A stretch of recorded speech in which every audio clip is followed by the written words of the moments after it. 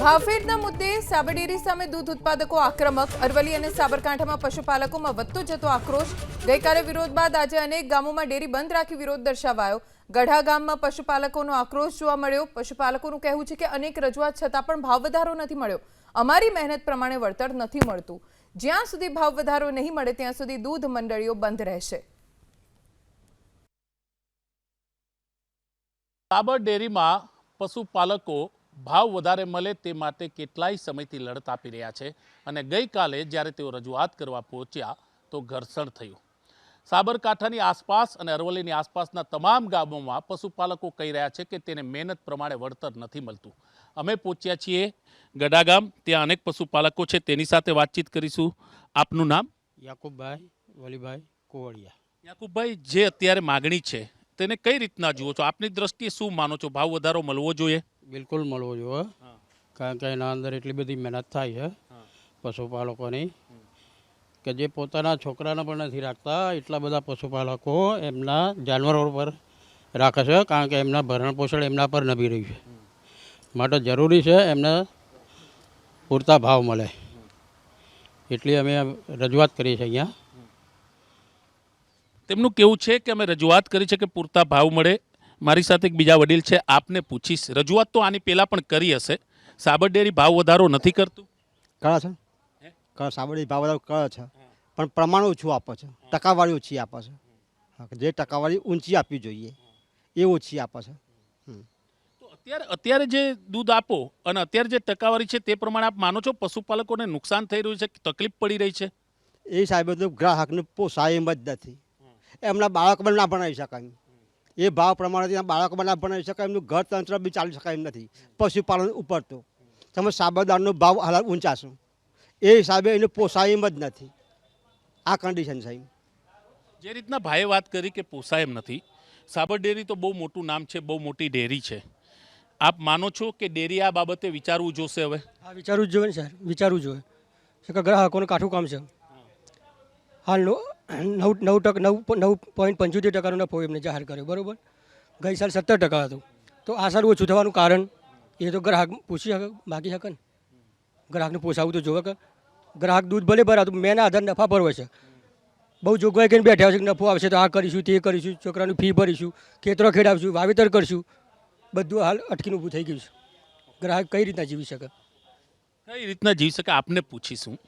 કહેવાય છે કે પશુપાલક જ્યારે સવારમાં દૂધ ઉત્પાદક મંડળી જાય તેની પહેલાં વહેલી સવારે ઉઠી જાય છે અને પોતાની મહેનત કરે છે. આપને લાગે છે તે મહેનતના પ્રમાણમાં વળતર નથી મળતું અને શું કહેવા માગશો? બિલકુલ નથી મળતું સાહેબ. જે પ્રમાણે એ લોકો મહેનત કરી રહેશે અને સવારના 5 વાગે ઉઠી અને જે ભેંસો આગળ જાય અને એનું જે કરે છે બધું, એવું લાગે છે કે ખરેખર કશું જ ના કહેવાય આ તો એમ. કારણ કે દર વર્ષે મોંઘવારી વધતી જ જાય છે, બરાબર છે. એ હિસાબે તો જે ગયા ક્રમમાં જે આપ્યો તો 17% નફો, બરાબર. તો આ વખત તો 20% ઉપર થવો જોઈએ ખરેખર તો, પણ એના હિસાબે આ 9% જ થાય છે ખાલી. તો ખરેખર મોંઘવારીના હિસાબે આ યોગ્ય નથી, બરાબર. અને સાબર ડેરીનું એ લોકોને વિચારવું જોઈએ કે આ લોકો આટલી મહેનત કરી અને બિચારા લગભગ આમાં ગરીબ વર્ગ જ આ લોકો ભેંસોને એ લોકો રાખે છે અને એમનું જે ઘર ચલાવે છે એ એના પર જ ચલાવે છે, બરાબર. બીજું સાહેબ એમ કહું કે એ લોકોનું બહુ આશા હોય છે કે ભાઈ અમારું નફો આવશે 12 મહિનામાં. એ લોકોનું ટાર્ગેટ હોય છે કે મેં આ નફો આવશે 2 લાખ રૂપિયા કે 3 લાખ રૂપિયા, તો અમે એમાંથી આ કામ કરશું, આ કામ કરશું, આ કામ કરશું, બરાબર.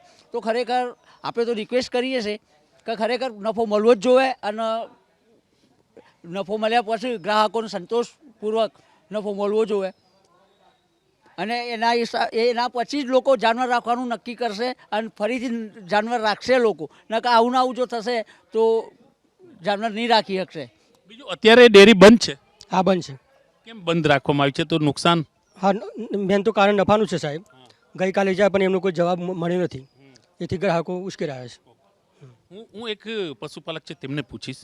આપ બી તમારી ડેરીમાં દરરોજ જતા હશો. આજે ગયા હતા, આજે ડેરી બંધ છે, તો પછી તે દૂધનું શું કર્યું? દૂધ ઘેર રાખ્યું સાહેબ, શું કરીએ હવે. અમારે તો કોઈ કામનું જ નહીં, કેમ કે અમારું તો જે મને 5 રૂપિયા કમાઈએ છે એ પણ અમારે તો તૂટી ગયા. કે અમને આ ભાવ વધારો નથી મળતો, સક્ષમ ભાવ નથી મળતો, તો શું કરીએ? સાબર ડેરીને વાતચીત પહેલાં પણ કરી હશે, સાબર ડેરી ભાવ વધારો નહીં વધારતી? ના, નથી વધારતી, શું કરીએ? એટલે નુકસાન જઈ રહ્યું છે. નુકસાન 100% થઈ રહ્યું છે. બરાબર કે અમે તો એના પર જ જીવીએ છીએ. અમારો આધાર એ છે, પશુપાલનવાળા છે. બીજું અમારા જોડે કોઈ સજ નહીં, કમાવાનો સ્ત્રોત તો શું કરીએ? અને એ પણ અમારા આ ડેરી ઉપર જ જીવન દોરી છે, એ પૂરી થતી નથી. બાળકોને ભણાવવા છે તે છે, કંઈ કોઈનું 5 રૂપિયા લાવવા તો ડેરીના પગાર પર વાયદા લાવતા, કરિયાણું લાવતા, આ બધું જે કોઈ કરતા હોય એ પગાર ઉપર કરતા, પણ એ અમને નથી મળતું. શું કરીએ? તો આ હતા ગડા ગામના પશુપાલકો. તેમનું પણ માનવું છે કે જે રીતના મહેનત થઈ રહી છે તે પ્રમાણે વળતર નથી મળતું અને જે રીતના નફો ન મળે તો તેને કારણે તેમના પરિવારને તકલીફ પડે છે. તેઓ પણ કહી રહ્યા છે કે જ્યાં સુધી ભાવ વધારો નહીં થાય ત્યાં સુધી ડેરી ખોલવામાં નહીં આવે. કેમેરામેન અવનીશ તિવારી સાથે ભૌમિક વ્યાસ, ABP અસ્મિતા, સાબરકાંઠા, ગડા ગામ.